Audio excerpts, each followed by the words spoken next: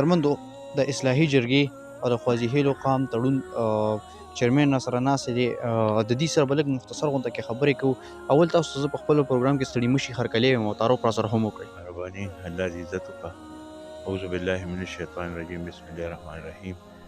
زما اکرام الله نوم دی، د امان الله خان دویمه، د عظیم خان پل د مناف خان کلي او د خوازیخیل قوم سره تعلق ساتم او د خوازیخیل قوم د اصلاحي کمیټې چیرمن هم یم، را سره پکې ممبران هم دي. مونږه داسې په خپل قام کې چې څه علي زلي یا څه د چاروان یا هغې کې مونږ منډې تړو، الله راله پکې کامیابي راکړي.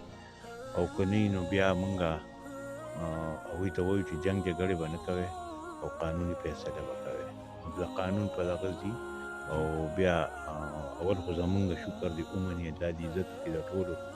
هغه مونږ یوازې د خوازیخیل قوم جرګې نه کوو، مونږ چې دی نو مونږ عام لکه چېرته جنګ جګړه وشي نو په هغې کې مخکې شو، ما سره خپله کمیټې وي، هغې ته لاړ شو او موږ ورته وویل چې دا جنګ جګړې ښه څیز نه دی. نو بس هغوی په څه مایله کړو، هغه روغه وله شکر الحمدلله وکړو.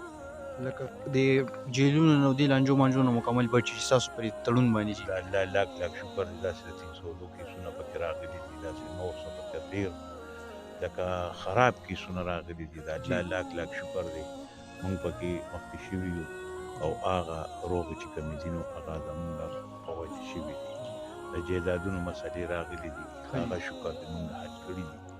نو ډېر خلک د دې کچرو او د دغه زمونږ ترونه الله پاک ساتلي دي او ساتي به یې که خیر. قدرمندو د تاسو واورېدو د دې اصلاحي جرګې چې کوم چیرمن دی هغه هم تاسو واورېدو. مخکې ځو یو بل مشر سره هم خبرې کوو.